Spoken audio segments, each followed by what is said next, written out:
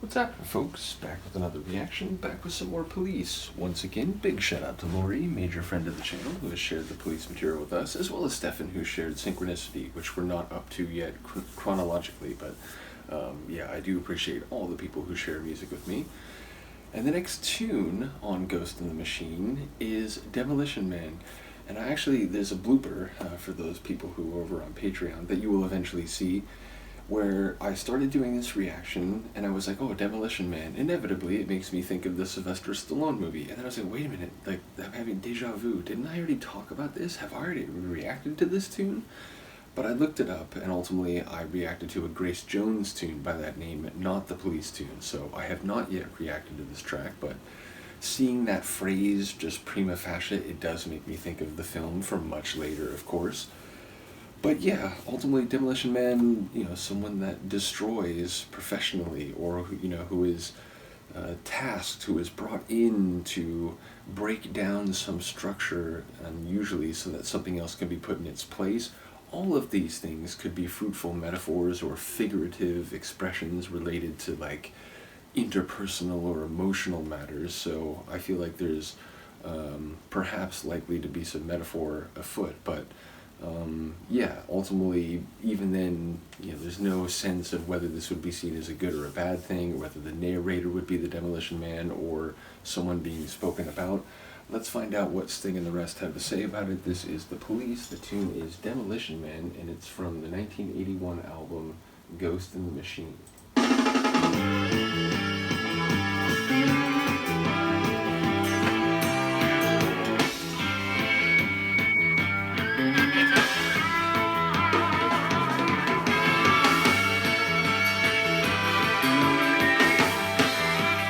Bit of a ska vibe.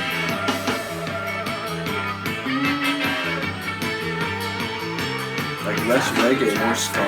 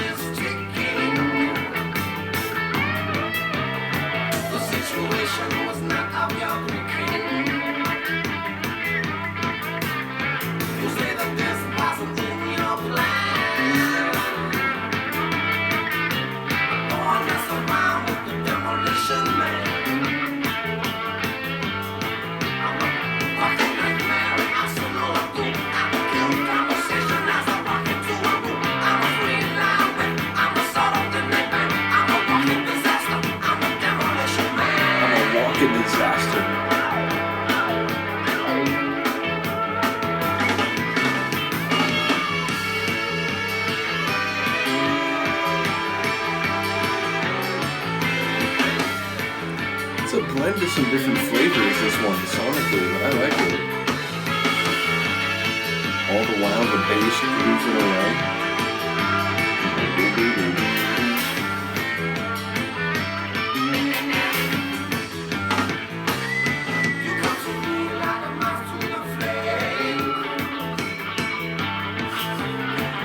Come to me like a moth to the flame.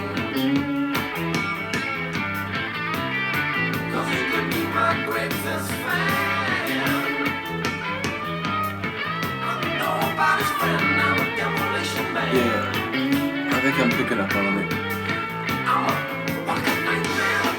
It is the narrator, but it's not a positive thing.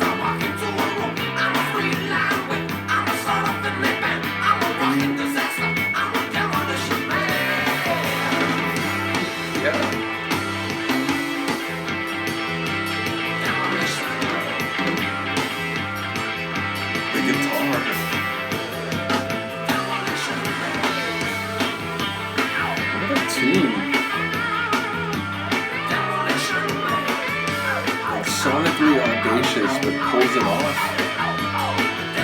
I like those little oh.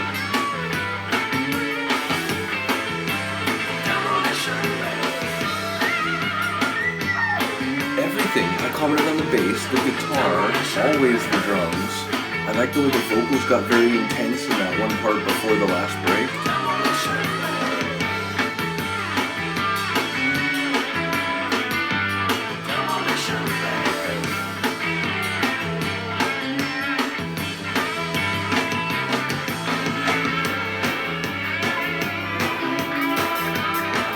That brass, like lovely, sultry, ska-esque brass.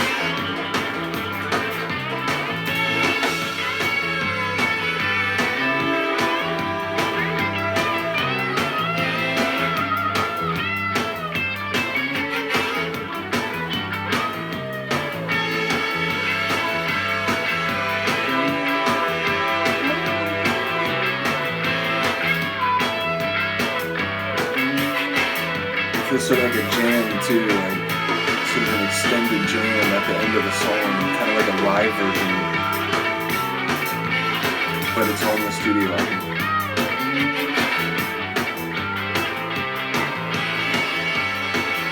Which I like that, there's space on an album for a little bit of instrumental flourishing.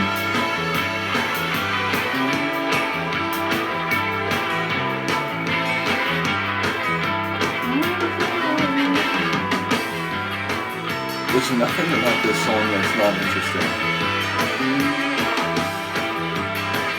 Even if in the first few moments it was like, wow, there's a lot going on. Like,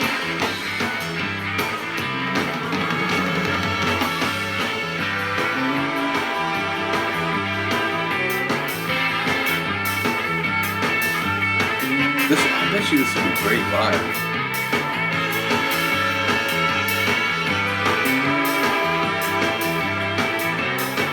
Anyone see them on tours back in the day?